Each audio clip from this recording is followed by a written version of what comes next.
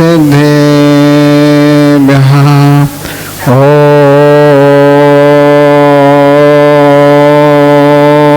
नमः सिद्धेभ्यः ॐ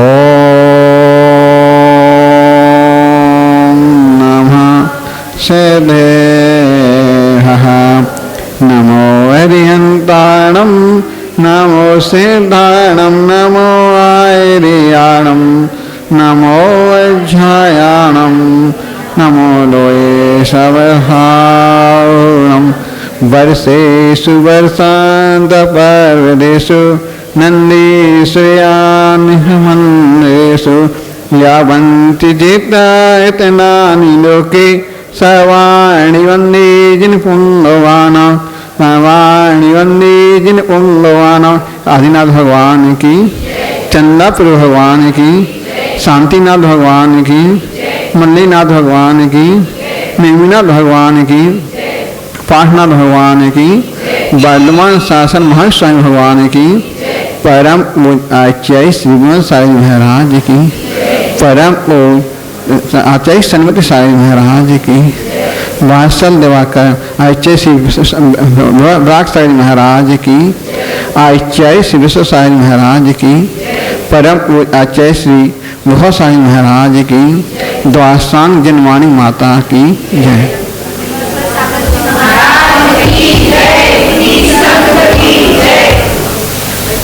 भव्य बंधु, कल देखा था मंगल, तो मंगल अपन ने एक प्रकार से नहीं कई प्रकार से देखा कि मंगल दो प्रकार के होते हैं। तो आचार्य जय सिंह स्वामी पंचास्त्री का ग्रंथ बताते थे कि अनेक मंगल हैं, जिसके लौकिक मंगल अलौकिक मंगल अनेक भेद हैं।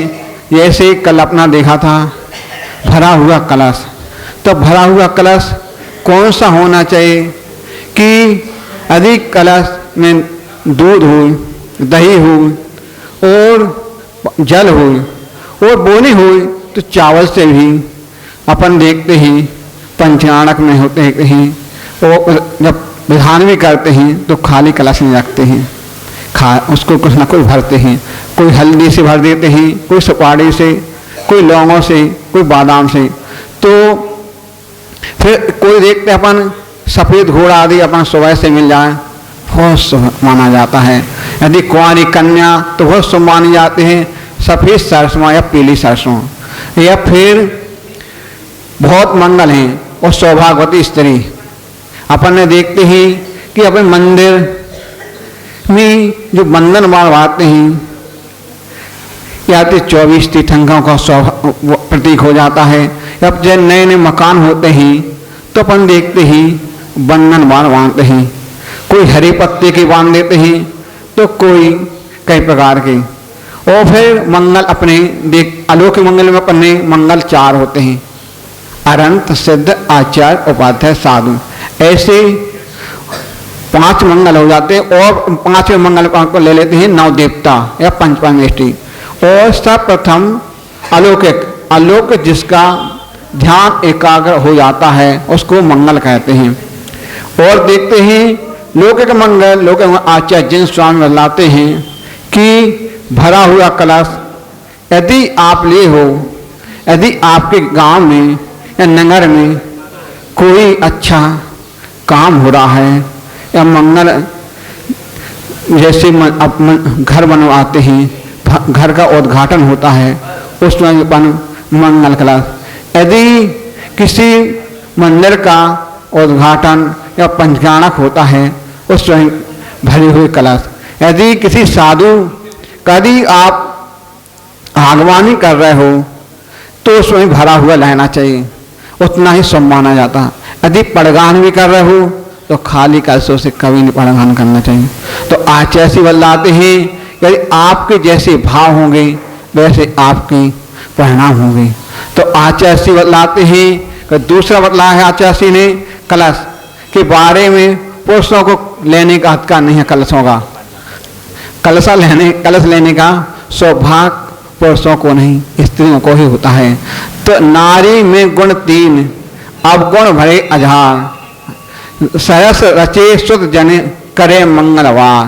मंगलचार माने नारी में गुण, नारी पूज हो जाती है गुणों से, भगवान की माता बन जाती है। जो भगवान की माता बन जाती है, तीर्थंकर बालक को जन्म देती है। कई माता ऐसी होती हैं कि अभी पंचम काल में तीर्थंकर को जन्म तो ले सकती, कम से कम मुनिराजों को जन्म दे सकती हैं। वो माँ धन्य है जिन माता ने आचार्य जैसे विद्यासागर को जन्म दिया। धन्य वो माँ जिन्हें आचार्य सन्मति सागर ब्राक सागर को जन्म दिया, कि जिससे उन्होंने जन्म दिया तो कम से कम विश्व सागर विभव सागर जैसे वहाँ ने जन्म दिया था। सो आज उनके कारण हम लोगों को भी कल्याण होगा।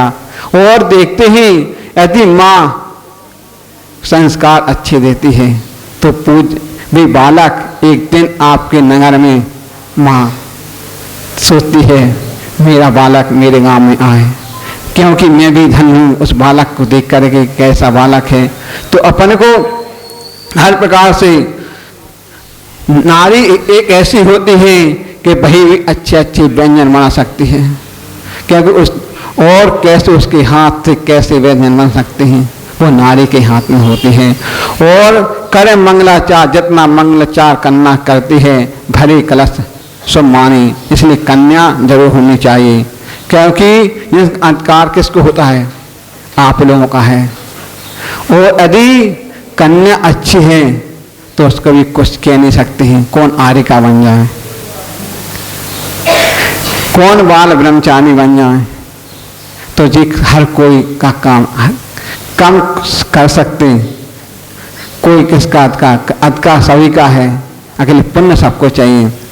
तो आचार्य से बताते क्योंकि देखा जाए कि महिलाएं क्या ना क्या कर सकती हैं। जब अपन ने देखा होगा पंचकाणक होते हैं तो पंचकाणक में हर क्रियाएं देखी उनको मिलती हैं, अकेले बड़े पुण्य चाहिए। आचार्य से बतलाते हैं यदि समाधि चल रही हो तो कभी नहीं छोड़ना चाहिए, यदि दीक्षा हो रहे हों तो नहीं छोड़ना चाहिए, यदि पंचकाणक में हो तो नहीं छोड़ना चाहिए। क्योंकि परमात्मा कैसा हो, क्योंकि अपन देखते हैं पंचकाणक क्रिया, पंचकाणक 5 दिन के होते हैं।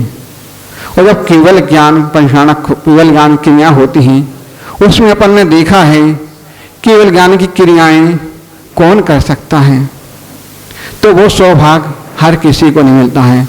देखते ही जब भगवान प्रभु का पंचकाणक होता है, पत्थर से परमात्मा बनने के हो जाते हैं, तो एक केवल ज्ञान क्रिया होती है। तो वो जब कम से कम उसमें कितनी औषधि होती हैं, और जो उसको सौभाग्य सिलवट्टा बोलते हैं, आपके यहाँ क्या बोलते हैं मालूम नहीं है। तो उसको जब पीसती ही माताएं तो वो भी सौभाग्य स्त्री होना चाहिए, जिसके यहाँ पहला पुत्र हो और जिसके माता पिता हों, जिसके सास ससुर हों, वे ही उस सुहागन महिला हो, वे ही ले सकती हैं, और किसी को नहीं मिलता हो। और वो भी औषधि को उसमें औषधि पिसती है, मंत्रों के द्वारा पीसी जाती है। कितने कितने मंत्र होते हैं, बड़ा अपन को सौभाग्य मिलता है। उसमें भी आदमी कहते हैं मेरा नाम लिख लो, जब पंडित पूछे हैं नाम तो लिखने में हमको वो नहीं है, पहले 4-5 बात पहले पंडित रख देता है कि आपका पहला पुत्र है, सौभाग्य हो, और आपके सास ससुर हैं तो वो भी ले सकते हैं। तो देखते ही तो उसको तो औषधि पीसते ही तो आधा 1 घंटा लग जाता है, और कितनी कितनी मंत्रों में के द्वारा होते हैं। और जब भगवान का केवल ज्ञान क्रिया होती है, वो नाभि तिलक होता है, नाभि में लगाए जाते हैं, और जब उसको नाभि तिलक नाभि से निकालते हैं तो आचार्य बदलाते हैं कि ये औषधि बड़े पुण्य से मिलती है। ये पुण्य से मिलती है, और किसको मिलती है? तो आचार्य बोलते हैं जिसके यहाँ संतान ना हो, कल वो औषधि आपने ले ली है तो आपके यहाँ संतान पुत्र हो जाता है। और जिसके यहाँ गर्भ नहीं रुकता है, जिस महिलाओं की, तो वो औषधि वो ले लेती है, उसके गर्भ हो जाता है। तो आचार्य से बोलते ही इसके साथ अपन को पुण्य है तो मिल पाएगी। पुण्य के साथ साथ अपन को अपने विश्वास भी रखना चाहिए, क्योंकि आचार्य से बताते थे कि कब अपना जैसा निमित्त मिल जाए। क्योंकि जब अभी सीरत साहब पर पंचकर्णक चल रहा था, कई महिला ऐसी थी कि बोले पंडित जी मेरा संतान नहीं है, तो क्या किया जाए। तो आचार्य से बोलने लगे उसी टाइम पे कि इतना अच्छा दिन है आज, केवल ज्ञान की क्रिया हो रही, जो नाभि से भगवान की नाभि से निकलेगा वो आप ले लो और श्रद्धा रखना, आपकी जरूर हो जाएगी। वो आज भी इसी कोपर गांव में है, उसके यहाँ बालक है, गर्भ में होगा। अकेले हर किसी को नहीं होता है, बहुत सौभाग्य पुण्य चाहिए। तो क्रियाएं बहुत करो, अच्छे से करो, भाव भी अच्छे बनाओ, क्योंकि परिणामों का सबसे होता है। जिनमें परिणाम विशुद्ध हुए, और आचार्य से बोलते ही आप बच्चों के नाम कैसे रखो। आप लोग सहस्र नाम पढ़ते हो, 1008 नाम होते हैं, भगवान के तीर्थंकरों के नाम होते हैं, 7 से 20 तीर्थ भगवान के नाम होते हैं, उनमें से रखो तो मंगलमय होंगे। कई लोग रखते हैं फिल्मों के एक्टरों के नाम रखते हो, तो जैसे नाम रखोगे ऐसे तो उनके संस्कार पड़ेंगे। तो अपन जैसे संस्कार में अपन पहले माँ ढलेगी, वैसे तो बच्चों के संस्कार कर पाएगी। यदि माँ नहीं ढाल पाएगी तो कैसे नहीं कर पाएगी। इसलिए आप लोगों का कर्तव्य है कि बच्चों को शुरू से ही संस्कार ऐसे दो कि कम से कम मंदिर जरूर आए, तो एक दिन परमात्मा बन जाए। इसी भावना के साथ महावीर स्वामी की जय। अरिहंताड़म नमो सिद्धाड़म नमो आयरियाड़म नमो अच्छायाड़म नमो लोए सविसाओ। मेरे पवित्र मन में गुरुदेव आओ, मैं शास्त्र वाचन करूं प्रतिभा जगाओ। अरिहंत भाषित सभी श्रुत देवताओ, क्या बोलना अब मुझे तुम ही बताओ। क्या बोलना अब मुझे यस्य स्वयं शुभावाप्ति प्रभावे कृष्ण कर्मणः तस्मै संज्ञान रूपाय नमोस्तु परमात्मने नमोस्तु परमात्मने। पुनः बुलाना भूल न जाना, सपनों में आना, कैसे भी हो हमको अपने दर पर ले आना। तेरे दर पर ऐसा लगता ज्यों अपना घर हो, मेरा अंतिम मरण समाधि। अनंत अनंत सिद्ध पंच परमेष्टि भगवान की कल्याण कल्पद्रुम कल्याण मंदिर मूल नायक श्री 1008 चिंतामणि पार्श्वनाथ भगवान शासन नायक भगवान महावीर स्वामी की परम पूजनीय आचार्य श्री पूज्य पाद महाराज की परम पूजनीय आचार्य श्री विराट सागर जी महाराज की परम पूज्य चर्या श्रीमणि विशुद्ध सागर जी महाराज की संयम प्राण प्रदाता गुरुदेव विभव सागर जी महाराज की अहिंसामयी विश्व धर्म की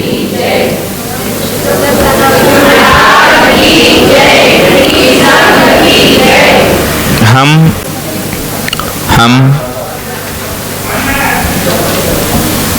गुरु के उपदेश उपदेश को समझने का प्रयास कर रहे हैं।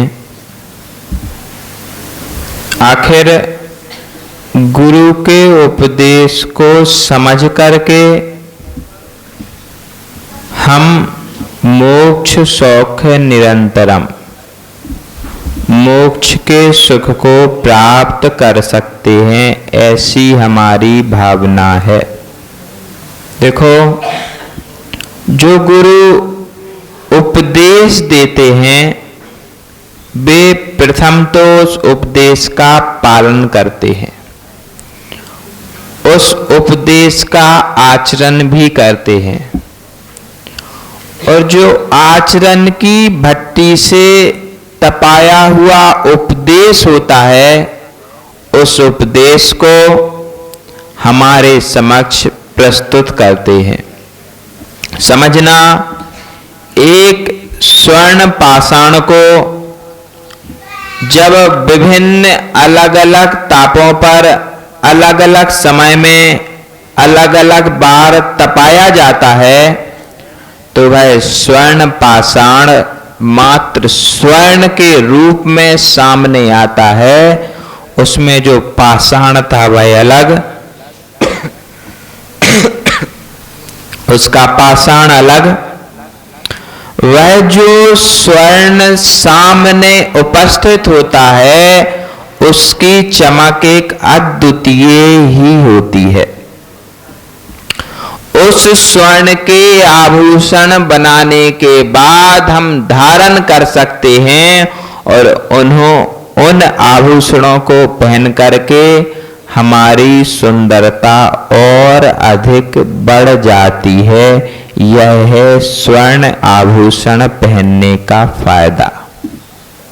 अब समझना, एक आभूषण धारण करने से धारक की विशेषता बढ़ जाती है, उसी प्रकार यदि गुरु का उपदेश धारण कर लिया तो शिष्य की विशेषता बढ़ जाया करती है। देखो, गुरु एक ऐसा शब्द है जिसमें गुरूर को नष्ट करना पड़ता है। जब तक गुरूर नष्ट नहीं होता तब तक गुरु संज्ञा प्राप्त, चाहते तो सब गुरु बनना ही है। देखो, कोई भी शिष्य बनना नहीं चाहता, या यूं कहो कोई भी छोटा बनना नहीं चाहता। सब चाहते हैं मैं गुरु बनूं और मेरी भी पूजा प्रतिष्ठा हो, लेकिन इसके लिए चाहिए 16 बार अग्नि पर तपना। सोना एक बार में आभूषण नहीं बनता, या यूं कहो जब तक आभूषण नहीं बनता तब तक उसे अग्नि की तप्त अवस्था को प्राप्त होना पड़ता है। सोने का रंग कैसा होता? जब अग्नि पर तपाया जाता तब क्या होता? देखो, अपने स्वभाव को खोना पड़ता है। समझे? अपने अभिमान को नष्ट करना पड़ता है। जब तक अभिमान नष्ट नहीं करोगे तब तक गुरु नहीं बन सकोगे। सोने को भी अपना स्वभाव खोना पड़ता है।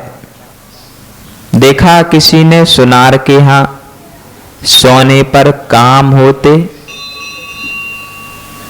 सोने को लाल कर दिया जाता, फिर भी सुनार को उस पर दया नहीं आती। लाल होने के बाद भी उसे अग्नि की तप्तता वह देता है जब तक वह सोना पानी के जैसे लिक्विड रूप में ना प्राप्त हो जाए। बस सोने से शिक्षा ले लेना, अहंकार को पानी करना है, तब जाके प्रभु बन पाएंगे। यदि गुरु और प्रभु बनना है तो अहंकार को पानी पानी करना पड़ेगा। एक साथ दो काम नहीं हो सकते। विषय भोग अरु धर्म सयाने। आप सोचो कि हम विषयों का भोग भी करते रहें और धर्मानुष्ठान भी होता रहे। एक साथ दो काम नहीं हो सकते। एक समय में एक ही काम होगा और जब वह एक काम तन्मयता के साथ करोगे तब उस काम की सिद्धि होगी। आपने देखा होगा, सुनार एक डंडी लिए रहता है, उससे मुख से फूंक मारता है और उससे अग्नि को और तेज करके देता है, क्योंकि जो अग्नि की लौ होती है वह उतना ताप नहीं दे पाती जितना कि उस पर जितने ताप की आवश्यकता होती है उतना ताप सामान्य अग्नि में नहीं होता। उस अग्नि को भी हवा की मार सहनी पड़ती है। जब हवा के माध्यम से उसका वेग अधिक हो जाता है तो उस वेग के माध्यम से सोना लाल होता है।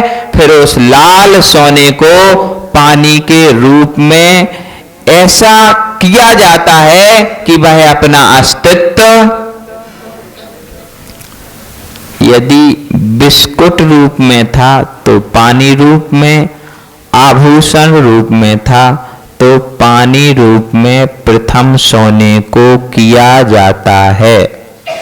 समझना, एक आभूषण मात्र बनने के लिए, क्या जिस आभूषण को पुद्गल कहते हैं उस पुद्गल के आभूषण को बनने के लिए सोने का अस्तित्व, सोने को खोना पड़ता है।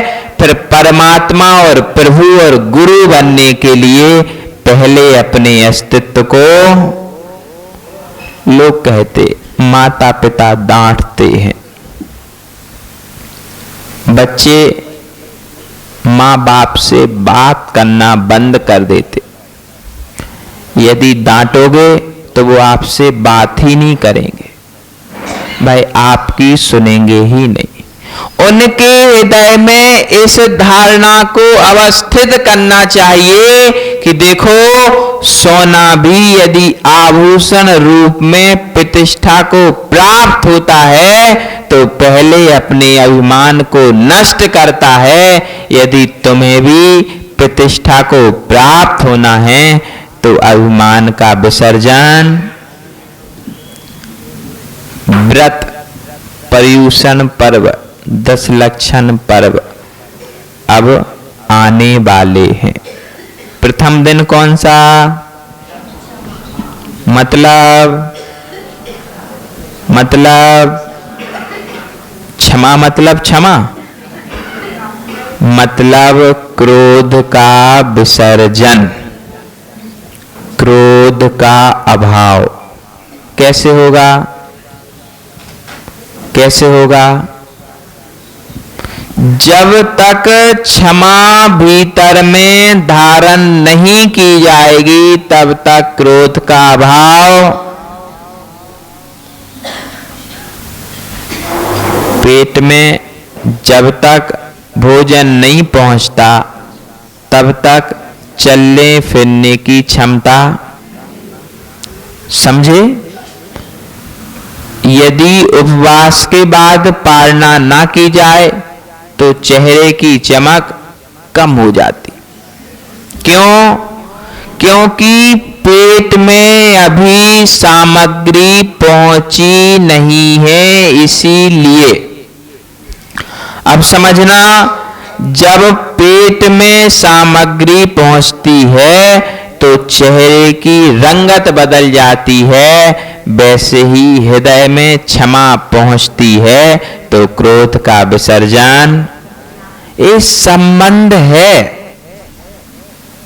कोई संबंध में जीता, कोई किसी संबंध में जीता, लेकिन यदि इन संबंधों में आप अपना जीवन व्यतीत करने लगोगे तो हो सकता है संसार से पार भी शीघ्रता से। आगे क्या कहते हैं, शिष्य गुरु से पूछता है, गुरु आपके उपदेश को मान लिया, आपके उपदेश को अंगीकार कर लिया, हमने आपकी बात को मान लिया, अब क्या हम हमेशा आपकी ही बात को मानते रहेंगे? तो मोक्ष का आनंद तो आएगा लेकिन मोक्ष नहीं मिलेगा। तो गुरु कहते हैं ऐसा नहीं, जब तक तुम मोक्ष का आनंद चाहते थे तब तक मेरे उपदेश को मानना था, अब तो तुम्हें स्वयं मोक्ष प्राप्त करना है। इसीलिए अब मेरे उपदेश पर ध्यान दो कि अब तुम्हें दूसरे को नहीं, स्वयं के परमात्मा को जागृत करना है। स्वयं का परमात्मा यदि जाग गया तो दात्म नहीं गुरुरात्मना, आत्मा ही गुरु है और आत्म गुरु को ही जगाना चाहिए। देखो, जगत के गुरुओं को भेंट दो तो जगत के गुरु प्रसन्न हो जाते होते ना। हमें कोई पिछी और कमंडलू दे तो चेहरे पर मुस्कान, भाई हमारे उपकरण है ना, यदि कोई दे तो प्रसन्नता हो ही जाती है। कोई माजिनवाणी भेंट करे तो खुशी हो ही जाती है। लेकिन आत्म गुरु को प्रसन्न करने का उपाय है मात्र ध्यान। और उस ध्यान को कैसे किया जाएगा, आत्मगुरु कौन है, आत्मगुरु की सिद्धि कैसे होगी, उसके लिए नई कारिका आती है, सब पढ़ेंगे। सुस्मिन् सद्विलासित्वा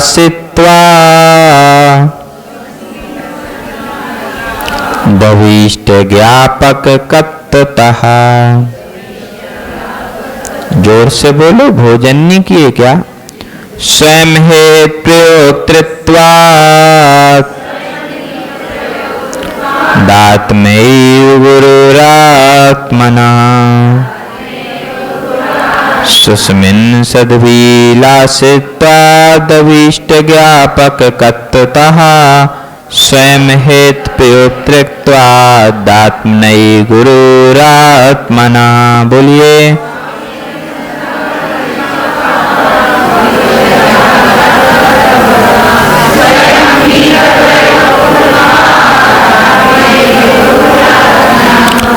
निज आत्मा ही गुरु है। सुस्मिन अपने में ही सत रूप प्रशस्त होने के लिए अभिलाषा करनी चाहिए। देखो, सोना यदि सोचे कि मुझे ना तपाया जाए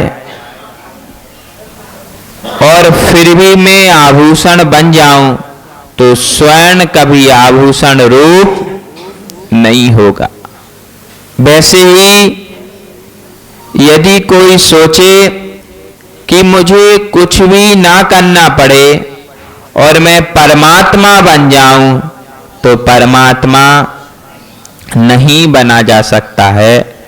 सुस्मिन् सद्विलासित्वादभीष्ट ज्ञापक कत्तता। अपने प्रिय पदार्थ को, अपना प्रिय क्या है? बोलो। मोबाइल। बोलो, समझते जाना। यदि घर से बाहर निकलना हो तो पहले दृष्टि कहां जाती?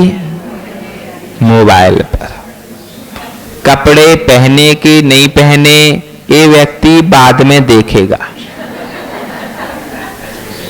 मेहमान आए कि नहीं आए ये व्यक्ति बाद में देखेगा। प्रथम देखता है कि मोबाइल कहाँ रखा हुआ है, और घर से बाहर जाना है तो मोबाइल हाथ में लेना है। देखो, अपने अभीष्ट जो हमें इष्ट होता है ना, उसे हम भूलते नहीं हैं। कोई भूलता क्या? देखो, अभी इस समय में सबसे अधिक इष्ट है मोबाइल, और मोबाइल कोई भूलता नहीं है। मोबाइल उसकी स्मृति में और सदैव उसके हाथ में रहता है। यह हो गया अभीष्ट यानी इष्ट। यदि इष्ट वस्तु हमें प्राप्त हो जाती है तो फिर वह हमारे हाथ से छूटती नहीं है, गुमती नहीं है, क्योंकि उसका कारण है वह हमें इष्ट है। देखो, जो जिसको इष्ट होता है वह उसको कहीं ना कहीं से प्राप्त कर ही लेता है। कल्पना करो, मोबाइल गुम जाए। कल्पना करो, मोबाइल कहीं छूट जाए और हम 2-4 किलोमीटर आगे आ जाएं, तो गाड़ी पुनः उल्टी जाएगी। मोबाइल वहां से वापस आएगा। है हमारा इष्ट कि जो हमारे हाथ से छूट नहीं सकता है। यदि किसी कारण, अनभिज्ञता से या हमारी गलतियों से वह छूट भी जाता है तो उसे हम पुनः प्राप्त करने में प्रयत्नशील हो जाते हैं। बस इसी प्रकार स्वयं हित प्रयुक्तत्वात्, स्वयं यानी अपने द्वारा अपने हित में प्रवृत्त होना चाहिए।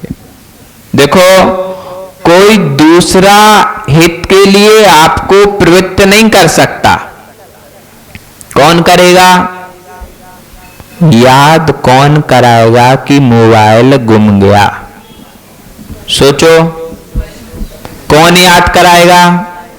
स्वयं को ही याद करना पड़ता है कि जो हमारे हाथ में वस्तु थी वह अब हाथ में नहीं है, तो कहां गई? यदि हाथ की वस्तु हाथ में ना दिखे तो चिंतन की धारा द्रुत गति से पीछे की ओर दौड़ने और उस स्थान की खोज कर लेते हैं कि इस स्थान पर यह अमुक वस्तु रह चुकी है, छूट चुकी है, इसको लाना चाहिए। अब समझना, देखो, अपने हित में कोई दूसरा आपको प्रवृत्त नहीं करेगा। अभी तक तो गुरु का उपदेश था कि आपको समझा रहे थे। अच्छा, एक बात बताओ, गुरु अपना ज्ञान देते कि आपका ज्ञान देते? सोचो। हाँ, आदान प्रदान, आगम ज्ञान, वो तो ठीक है। तो गुरु आगम ज्ञान देते कि जो आपका ज्ञान है वह ज्ञान देते? हाँ, समझो, खोजो, उत्तर खोजो। गुरु कौन सा ज्ञान देते?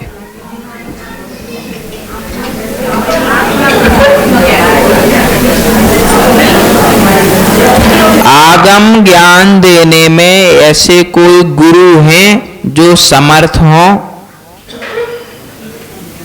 बोलो। यदि हमें जिस विषय में प्रवेश नहीं है उस विषय का कोई लस्सी बना के दे और कहे महाराज पी जाओ, ज्ञान आ जाएगा, तो ज्ञान आ जाएगा क्या? अब गुरु आगम की लस्सी बनाए या नय की लस्सी बनाए या व्याकरण की लस्सी बनाए या न्याय की लस्सी बनाए या सिद्धांत की लस्सी बनाए, और एक एक कप, अधिक नहीं, गिलास भर के देंगे तो ज्यादा ज्ञानी हो जाओगे। एक एक कप यहां से बांटना चालू कर दें और सब एक एक कप एक घूंट में, चाहे तो चुस्कियों में पीते ना, धीरे धीरे चाय पी जाते क्योंकि गर्म रहती। यदि पूरी चाय एक बार में पियोगे चाह तो फिर चटका बैठ जाएगा। यदि चटके से बचना है तो चाह को आहिस्ते आहिस्ते पीना पड़ेगा। ठीक उसी प्रकार यदि ठंडी वस्तु हो तो एक बार में हम उसको एक एक कप सबको कल से लस्सी पिलानी चाहिए। गुरु ज्ञान देते हैं ना, आगम के 4 पन्ने निकालो, बांटो, लस्सी बनाओ और पिला दो। ज्ञान आ जाएगा? नहीं आएगा, क्योंकि गुरु ज्ञान देते नहीं हैं, गुरु ज्ञान को उद्घाटित करते हैं। यदि गुरु अपना ज्ञान देते तो गुरु धीरे धीरे मूर्ख हो जाते। कितने सारे लोग, हम बेचारे दो ही, एक एक विषय एक एक व्यक्ति को देंगे, 4 महीने बाद तो निल हो जाएंगे। 121वें दिन तो प्रवचन करने के लिए कुछ बचेगा ही नहीं। 120 दिन का चतुर्मास, 121वें दिन अध्यक्ष जी कहें महाराज आज प्रवचन करके बिहार करो तो कुछ बचेगा ही नहीं। क्या बोले? यदि अपना ज्ञान दिया जाता होता तो देने वाले के पास वस्तु कम होती। आप लोग डिब्बे में से रोटी निकाल के देते ना तो रोटियां कम होती कि नहीं? हो जाती ना। लेकिन ज्ञान के साथ ऐसी शर्त नहीं है। ज्ञान दिया नहीं जाता, ज्ञान उद्घाटित किया जाता है। आपके भीतर जो ज्ञान बैठा है उस ज्ञान को प्रकाश में लाने का काम गुरु करते हैं। देखो, आपका ज्ञान आपके भीतर विद्यमान है और होगा भी क्यों नहीं, क्योंकि एक निगोदिया जीव के भीतर भी सबसे छोटा पर्यास समास ज्ञान होता है। जब निगोदिया के भीतर ज्ञान है तो हम तो पचिंद्री संगी मनुष्य हो गए, तो हमारे भीतर तो उससे अधिक ज्ञान होगा। बस कारण इतना है कि किसी ने उस ज्ञान को प्रकट कर लिया है और कोई उस पर कपड़ा ढक के रखे है। जब बफर होता ना, बफर समझते? नहीं समझते? ये भोज होता ना, सामूहिक भोज, बफेर बोलते। यहां हम लोगों ने शब्द सुना बफर सिस्टम। वो कटोरियों में सामान रख देते, आओ निकालो खाओ। तो उसमें देखा होगा आपने, सब्जियों को कटोरियों से नहीं ढकते। देखा? जो सब्जी होती ना, भाजी, यहां भाजी बोलते, तो भाजियों को ढक करके नहीं रखते। देखा? किसी ने खाया वहां भोजन? नहीं खाया। इतने सीधे तो नहीं लगते। सीधे सीधे से बताते जाओ महाराज खाए हैं, हम त्याग नहीं करवा रहे, चिंता नहीं करो, बस उसकी बात बताना चाह रहे। जैसे भोजन वहां पर भाजियां जो होती हैं उनको ढक करके नहीं रखते, खुला रखते ना। और गुलाब जामुन को बोलो, गुलाब जामुन को ढक करके रखते हैं क्योंकि उस पर मक्खियां। अब इससे विपरीत समझ लो। देखो, जो अपने ज्ञान को ढक कर के रखे हो, या तो उसके पास गुलाब जामुन है, समझो, या फिर कटोरी खाली है। दो ही स्थितियों में कटोरी को ढकना पड़ता है, या तो कटोरी खाली हो या फिर कटोरी में बहुमूल्य वस्तु हो। यदि बहुमूल्य वस्तु है तो ढक करके इसलिए रखा जाता कि इस पर मक्खियां और दिखेगी तो ज्यादा बिकेगी। यदि दूर से ही गुलाब जामुन दिखेंगे तो पहले नंबर 2 की जगह 4 लिए जाएंगे, तो वह वस्तु जल्दी से कम। यदि उसकी सुरक्षा करनी है तो ढक करके रखना पड़ता है। वैसे ही आप अपने ज्ञान की सुरक्षा किए हो तो ज्ञान को ढक करके भाई वेस्ट ना हो जाए, हमारा ज्ञान खराब। लेकिन ज्ञान के साथ विशेषता है सरस्वती भंडार की महिमा अपरंपार। बिन खर्चे घट जात, खर्चे बड़े अपार। ये दोहा लिखा अमित सागर जी ने।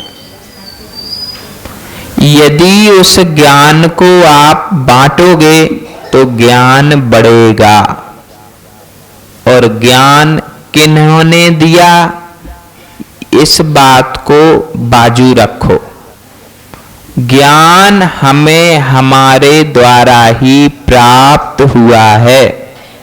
जो मूर्ख बच्चे होते उन्हें विद्वान से विद्वान शिक्षक भी पढ़ाने में समर्थ क्यों नहीं होता? कारण क्या है?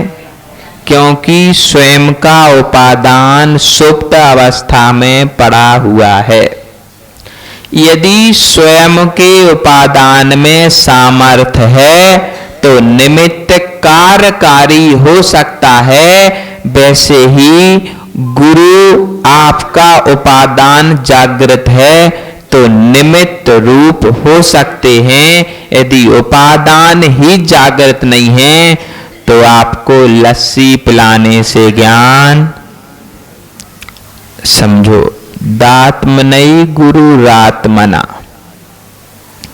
आत्मा ही आत्मा का गुरु है। आत्मा का ज्ञान आत्मा से ही उद्भूत होता है। इस ज्ञान को कोई अन्य जगह से ला करके ज्ञान में नहीं रखता, आत्मा में नहीं रखता है। वैसे ही यदि गुरु के अनुशासन में शिष्य रहना चाहता है तब गुरु निमित्त हो सकते हैं। बच्चे सोच लें, माता की बात माननी ही नहीं तो क्या करोगे? कितना भी मारो, कितना पीटो, कितना समझाओ, बच्चा जो करता है वही करेगा। देखो, यदि हम अपनी संतान को सुधारना चाहते हैं तो पहले स्वयं सुधरना पड़ेगा। गुरु बनना है कि नहीं? बोलो, बनना है कि नहीं?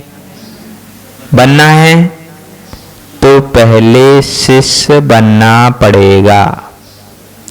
जो शिष्य बनेगा वही गुरु बन सकता है, और जो गुरु बनेगा वही आत्मा के गुरु को जागृत कर सकता है। सबके भीतर गुरु विद्यमान है। कहीं किसी गुरु को मनाने नहीं जाना। महाराज आप जिंदगी से चले गए तो हमारी जिंदगी चौपट। महाराज किसी की जिंदगी में आए ही नहीं थे। आपकी जिंदगी को आपने ही रोशन किया है और आप अपने द्वारा अपनी जिंदगी को अंधकार में डालते हो। देखो, निमित्त इतना प्रभावकारी नहीं होता जितना कि उपादान। यदि उपादान जागृत हो ना तो थोड़ा सा भी निमित्त मिले तो काम हो जाता, और निमित्त पूरा आ जाए, उपादान जागृत ना हो तो ज्ञान प्राप्त नहीं हो सकता है। समझो, कोई सोता हो, सोते हुए व्यक्ति के सामने आप शास्त्र स्वाध्याय करो और बिल्कुल कान पर बोलो, बहुत जोर जोर से बोलो, निमित्त प्रबल है ना, निमित्त प्रबल हो, उपादान सुप्त हो, कान पर सुनाओ उसको, नमो वरिहंताड़म, नमो सिद्धाड़म, तो सुनेगा क्या? उसे उन शब्दों का संवेदन ही नहीं होगा। उसका कारण है कि उपादान अभी जागृत नहीं हुआ है। जैसे ही उपादान जागृत हो गया और आप धीरे से ओंठ भी हिलाओगे तो वो पकड़ लेगा कि आप क्या कह रहे हो। समझो, ये निमित्त और उपादान बड़े हमारे जीवन में महत्व रखते हैं। इन निमित्त और उपादानों के अनुसार यदि हम चलें तो हमारा आत्मा जो गुरु है वह जागृत हो जाएगा, और आत्म गुरु के जागृत होने पर हमें अन्य गुरुओं को जागृत नहीं करना पड़ेगा। देखो, एक दिन हमने पत्रिका की बात बताई थी, आज फिर से सुनो। जो पत्रिका होती ना, कुंडली, उस कुंडली में यदि 5वें घर में कितने घर होते? 12, इनको पता है। 5वें घर में गुरु के साथ यदि सूर्य भी आ जाए और शनि प्रबल हो तो उसकी किस्मत चमकने लगती है। कब चमकती? गुरु और शनि का योग प्रबल हो, एक घर में सूर्य हो, एक घर नहीं 5वें घर में, तो उसकी किस्मत चमकने लगती है। अब सोचो, वह सोता रहे और किस्मत चमकने लगे तो चमक जाएगी। निमित्त तो है, लेकिन उपादान को जागृत करना पड़ेगा, उस अनुरूप मेहनत करनी पड़ेगी, तब जाके किस्मत चमकेगी। इसी प्रकार से निमित्त तो बहुत मिल जाते, जब तक उपादान में योग्यता नहीं होती तब तक हमें उस विद्या का फल नहीं मिलता है। यदि विद्याओं का फल चाहिए तो निमित्त के साथ साथ उपादान को जागृत करना पड़ेगा। लो, आपका समय हो गया। समझना, दात्मनई गुरुरात्मना, यदि आत्मा ही आत्मा का गुरु है, यदि यही गुरु जागृत हो जाए तो फिर किसी गुरु की खोज, बस आत्मा परमात्मा बन जाएगा। बोलो, 13वें गुण स्थान में प्रभु किसको गुरु बनाते? किसी को बनाते क्या? स्वयं गुरु हो जाते। अब स्वयं गुरु बनना है तो वहां तक की यात्रा प्रारंभ करनी होगी। अभी थोड़ी सी यात्रा हुई है, कुछ 4-5 कदम चले हो, अभी तो बहुत सारे कदम चलना बाकी है। देखो, थकना नहीं। यदि थक जाओगे तो आगे नहीं चल पाओगे। बस थकना नहीं, धीरे धीरे आराम करके एक सीढ़ी चढ़ो, फिर बैठ जाओ, फिर दूसरी चढ़ो, फिर बैठ जाओ। ऐसे करते करते भी चढ़ोगे ना तब भी 14वीं सीढ़ी आपको मिल जाएगी। देखो, घबराना नहीं। ज्यादा सीढ़ियां होती तो लोग घबरा जाते, अब कैसे चढ़ेंगे, हमारे तो घुटनों में दर्द है।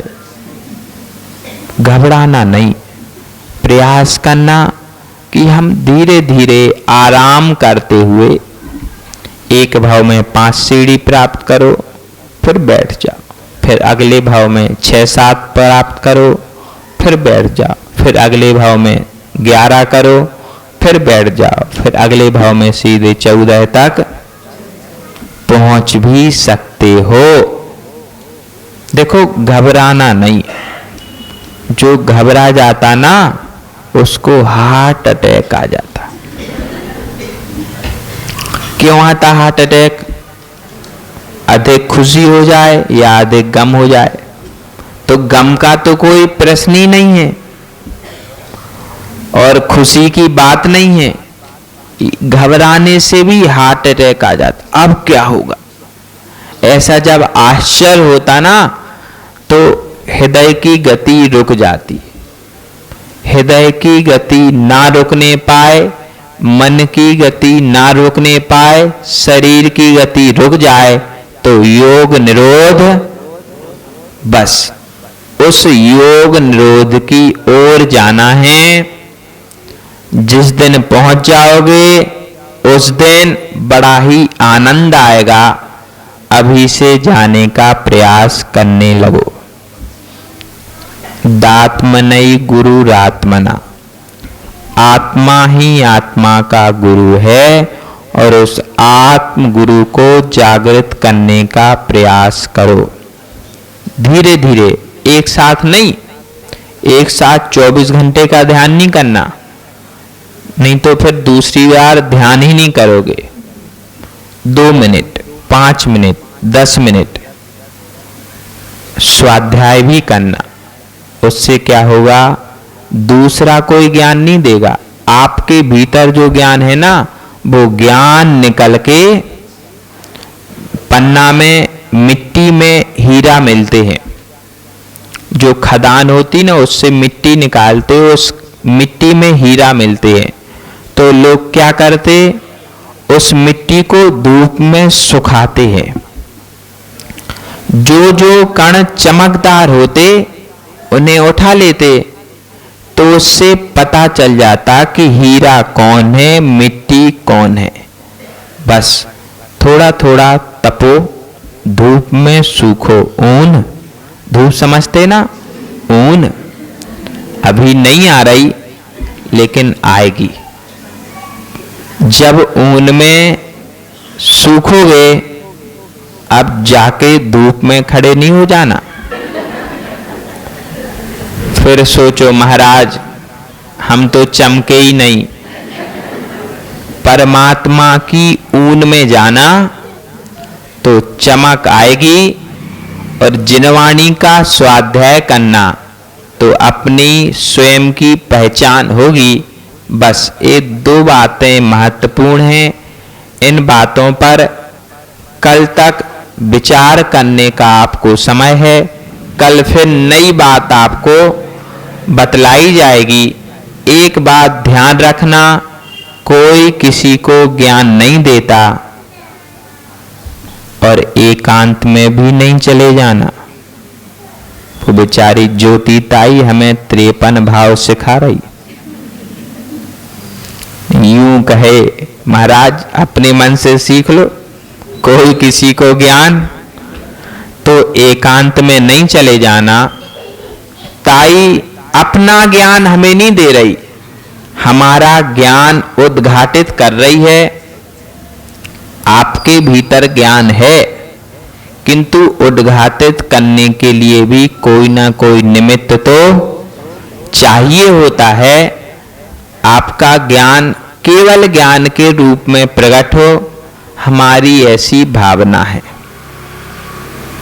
देखो, एक ग्वाले ने कुंद कुंद को शास्त्र दान दिया था, तो वह कुंद कुंद बन गया। अब ज्योति ताई तुम समझ लो, तुम तो नियम से सीमंधर बनोगी। उन्होंने पुस्तक दी थी, तुम पुस्तक खोल करके ज्ञान दे रहे हो। बस ज्ञान की इतनी अचिंत महिमा है। परम पूज्य गुरुदेव विभव सागर जी महाराज जी की।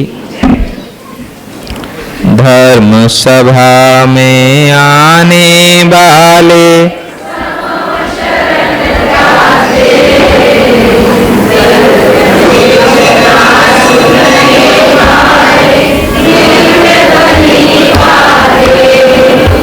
प्रभु मिले तो गुरु मिलेंगे।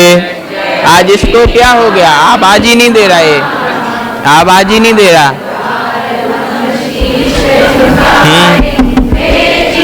ठोकने से नहीं, बोलने से आवाज तो आए।